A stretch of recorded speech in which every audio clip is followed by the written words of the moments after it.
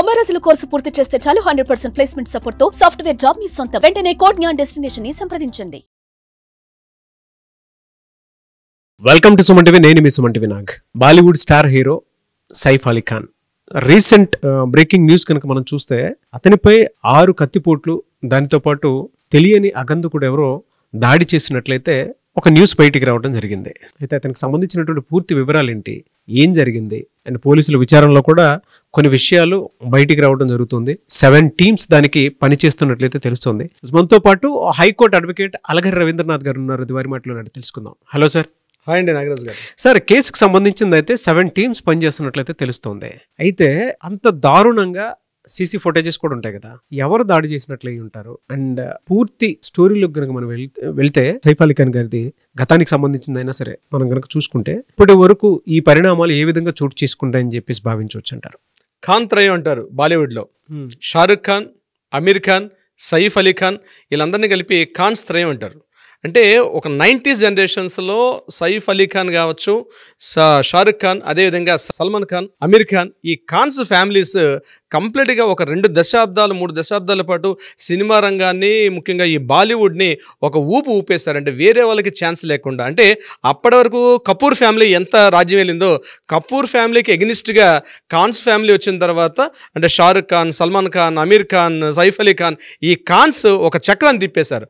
అందులో ఈ సైఫ్ అలీ ఖాన్ మిగిలిన ముగ్గురుతో పోలిస్తే సైఫ్ అలీ ఖాన్ మాత్రం చాలా డిఫరెంట్ పర్సన్. అంటే డిఫరెంట్ అని ఎందుకన్నానంటే ఆ మాట నేను ప్రధానంగా ఆయన యాక్చువల్గా మిగిలినటువంటి ఖాన్స్లా కాకుండా ఈయన ఆగర్భ శ్రీమంతుడు. పుట్టుకతోటే కొన్ని వేల కోట్ల రూపాయలకి ఆగర్భ శ్రీమంతుడు. అసలు నీకు సినిమా రంగంలో పనిచేయాలంటే జనరల్గా సినిమా రంగం అంటే ఏంటంటే స్టూడియోలో వెంబడి తిరుగుతూ ప్రతి ఒక్క ప్రొడ్యూసర్ ఇంటి గుమ్మాన్ని ఎక్కుతూ, డైరెక్టర్ గుమ్మాన్ని ఎక్కుతూ మాకు అవకాశాలు కల్పించండి అన్నటువంటి విషయం మనకి మిగిలిన ఫ్యామిలీస్లో కనిపిస్తుంది. కానీ సైఫ్ అలీ ఖాన్ అట్లా కాకుండా పుట్టుకతోటి ఆగర్భ శ్రీమంతుడు. ఎందుకు పదవాడంటే ఇంకొక 10 తరాల పాటు కూర్చొని తిన్నా తరగనంత ఆస్తిపరుడు ముఖ్యంగా ఈ సైఫ్ అలీ ఖాన్. ఎందుకన్నానంటే వీళ్ళ ఫాదర్ మన్సూర్ అలీ ఖాన్ పటౌడి. అంటే ముఖ్యంగా పటౌడి ఫ్యామిలీ అంటేనే ఒక అంటే ఒక నవాబ్ వంశం అనమాట వీళ్ళది. నవాబుల హర్యానాకి దగ్గరగా మనకు గుర్గాం కనిపిస్తుంది. గుర్గాంలో వీళ్ళకి చాలా పెద్ద ప్యాలెస్ ఉంది. వీళ్ళ నాన్నగారు ఇఫ్తిఖర్ మహమ్మద్ అని, అంటే ముఖ్యంగా సైఫ్ అలీ ఖాన్ యొక్క తాతగారు ఆయన ఇఫ్తిఖర్ అలీ పటౌడి అని పేరు. ఆయన ఇంకో శ్రీమంతుడు. వీళ్ళ ఫ్యామిలీ మొత్తం నవాబులు. అంటే కొన్ని రాజ్యాలని, సామంత రాజ్యాలు అప్పుడు ఎలా ఉండేవో ఆ నవాబుగిరి ఉండేది. 1971లో ఇందిరాగాంధీ రాజాభరణాల రద్దు వరకు కూడా వీళ్ళకి ప్రభుత్వం కొంత అమౌంట్ కూడా చెల్లించేది. అంటే వాళ్ళ ఆస్తులను స్వాధీనం చేసుకున్న తర్వాత ఇది ఇన్ని ఆస్తులు గవర్నమెంట్ అప్పుడు తీసుకున్నప్పటికి కూడా, వీళ్ళ సంస్థానాలు అన్ని తీసుకున్నప్పటికి కూడా ఇంకొక ప్యాలెస్ మిగిలిపోయింది. అది గుర్గాంలో ఇప్పటికి కూడా పటౌడి ప్యాలెస్ అని చెప్పి సుమారుగా 170 రూమ్స్ తోటి, ఒక 7 డైనింగ్ రూమ్స్ తోటి సుమారుగా ఒకేసారి ఒక 10,000 మంది కూర్చునే కెపాసిటీ తోటి మనం మైసూర్ ప్యాలెస్, బెంగళూరు ప్యాలెస్ ఎలా చెప్తామో అదేవిధంగా హర్యానాలో పటౌడి ప్యాలెస్ అంటే అంత ఫేమస్ అనమాట. ఆ పటౌడి ప్యాలెస్ ఈయనకి వారసత్వంగా లభించిన సంపద. అదే సుమారుగా 800 కోట్ల రూపాయల పైబడి, 800 అంటే ఆ లెక్కలు మనం చెప్పేది ఒక 10 years బ్యాక్, ఇప్పుడైతే సుమారుగా 1200 కోట్ల రూపాయల పైబడి ఆ ఒక్క ప్యాలెస్ విలువ ఉంటుందని అంచనా వేస్తారు. ఆ ఫ్యామిలీలో పుట్టినవాడు ఈ సైఫ్ అలీ ఖాన్. ముఖ్యంగా మన్సూర్ అలీ ఖాన్ పటౌడి అంటే చాలా మంది తెలుసు. ముఖ్యంగా 1960s 1970s అంటే గవాస్కర్, కపిల్ దేవ్ క్రికెట్ ప్లేయర్స్గా ఉన్నప్పటికీ, ముఖ్యంగా అప్పటికి మనకు తెలిసినటువంటి గవాస్కర్, కపిల్ దేవ్ వీళ్ళకన్నా ముందు తరంలో మన్సూర్ అలీ ఖాన్ పటౌడి ఒక మంచి క్రికెట్ ప్లేయర్. అయినా ఇండియా తరపున అనేక మ్యాచ్లు ఆడి ఇండియన్ కెప్టెన్గా కూడా పనిచేశారు ఇండియన్ క్రికెట్ టీంకి. వాళ్ళ ఫాదర్ కూడా క్రికెట్ కెప్టెన్. ఆయన ఇండియా తరపున, ఇంగ్లాండ్ తరపున, అంటే ఇంకప్పుడు మనకి స్వాతంత్రం రాక పూర్వం కూడా ఇఫ్తిఖర్ అలీ పటౌడి అతను ఇండియన్ క్రికెట్ టీంకి, అదేవిధంగా ఇంగ్లాండ్ క్రికెట్ టీం కూడా పనిచేశారు. దాని తర్వాత మన్సూర్ అలీ ఖాన్ పటౌడి కూడా అంటే నవాబ్గిరి ఉండేది వాళ్ళకి, ప్యాలెస్లు ఉండేవి, రాజప్రాసాదాలు, సామంతులు, వర్కర్స్, పరిచారికులు, పనివాళ్ళు కొన్ని 100 మంది పనిచేసే ఒక నవాబ్ వంశం. ముఖ్యంగా అందులో పుట్టినవాడే సైఫ్ అలీ ఖాన్. సైఫ్ అలీ ఖాన్ కూడా మొత్తం ముగ్గురు వాళ్ళు. సైఫ్ అలీ ఖాన్ 2 సిస్టర్స్ ఉన్నారు. ఆ 2 సిస్టర్స్లో కూడా వాళ్ళు కూడా సినిమా రంగంలో ఉన్నారు. అయితే సైఫ్ అలీ ఖాన్ గారు 1991 తర్వాత సినిమా రంగంలోకి ఎంటర్ అయిన తర్వాత స్టార్టింగ్లో కొంత స్ట్రగుల్స్ ఫేస్ చేశారు. అని ఏ రంగంలో సెటిల్ అవ్వాలనే విషయం మీద అయినప్పుడు కూడా కొంత దారుణ పడ్డారు. 1993లో వచ్చినటువంటి ఒక మూవీ ద్వారా ఆయన మంచి స్టార్ ఇమేజ్ తెచ్చుకున్నారు. ఇంకా అక్కడ నుంచి కంటిన్యూగా మూవీస్ చేసుకుంటూ క్రైమ్, థ్రిల్లర్స్, రొమాంటిక్ ఇట్లాంటి మూవీస్ అన్ని చేసుకుంటూ తనకంటూ ఒక ప్రత్యేక స్థానం ఏర్పాటు చేసుకున్నారు. ఈయనకి 7 ఫిల్మ్ఫేర్ అవార్డ్స్ ఉన్నాయి, ఒక నేషనల్ అవార్డు కూడా ఉంది ఈయనకి సైఫ్ అలీ ఖాన్ గారికి. అయితే 2010లో ఈయనకి పద్మశ్రీ అవార్డు కూడా ఇచ్చి సినిమా రంగంలో ఈయన చేసిన సేవలకు గాను 2010లో పద్మశ్రీ అవార్డు కూడా వచ్చింది సైఫ్ అలీ ఖాన్ గారికి. అయితే ఈయన యొక్క మ్యారిటల్ స్టేటస్ ఏదైతే వైవాహిక జీవితం ఉందో కొంత డిస్టర్బెన్స్ అయితే మొత్తం జరిగింది. ఈయన 1995-94 టైంలో అమృతా సింగ్ అని చెప్పి మరొక కోస్టార్ని ఇతను లవ్ చేసుకుంటూ పెళ్లి చేసుకున్నారు. ఆ కోస్టార్ ఈయనకన్నా వయసులో 10 సంవత్సరాలు పెద్దదమే అమృతా సింగ్కి ఈయనకి మ్యారేజ్ అయింది 1998 ఆ ప్రాంతంలో మ్యారేజ్ అయిన తర్వాత కొద్ది రోజులు లైఫ్ స్టైల్ డీల్ చేశారు. వీళ్ళకి మళ్ళీ 2 పిల్లలు పుట్టారు. ఆ 2 పిల్లలు ఇప్పుడు మనకి హీరోయిన్ కనిపిస్తుంది, ముఖ్యంగా సారా అలీ ఖాన్, ఇబ్రహీం అలీ ఖాన్, వీళ్ళిద్దరు కూడా 2 పిల్లలు పుట్టారు.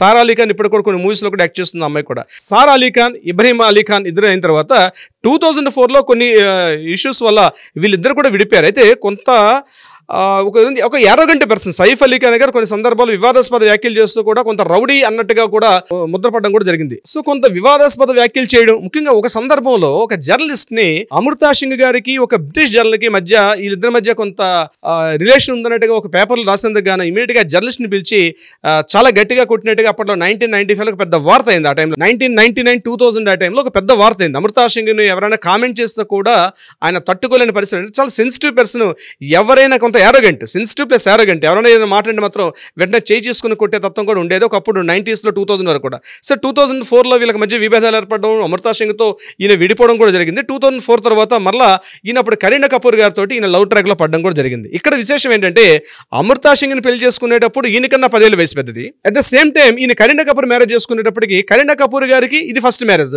ఈయనకి సెకండ్ మ్యారేజ్, ఈయనకన్నా 10 years చిన్నది కరీనా కపూర్. సో డిఫరెంట్ గా ఉంటుంది. సో కరీనా కపూర్ గారితో మళ్ళీ ట్రాక్ లో పడడం 2004లో అయిన తర్వాత వీళ్ళకి 2010లో వీళ్ళకి మ్యారేజ్ అయింది. కరీనా కపూర్ గారికి 2010 అనుకుంటాను ఐ థింక్ మ్యారేజ్ అయింది. కరీనా కపూర్ సైఫ్ అలీ ఖాన్కి మళ్ళీ 2 పిల్లలు, ఒకరు తైమూర్ అలీ ఖాన్ అండ్ జహంగీర్ అలీ ఖాన్. 2 పిల్లలతో ఇప్పుడు ఒక ఫ్యామిలీతో ఉన్నారు వీళ్ళందరూ కూడా.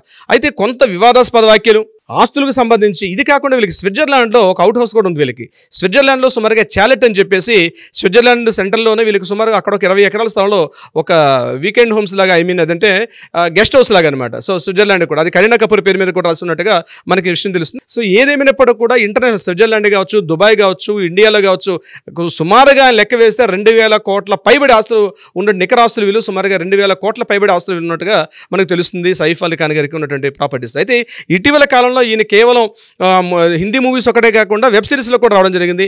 నెట్ఫ్లిక్స్లో కూడా కొన్ని సేక్రెడ్ గేమ్ అని చెప్పి ఒక నెట్ఫ్లిక్స్ వెబ్ సిరీస్లో కూడా యాక్ట్ చేశారు.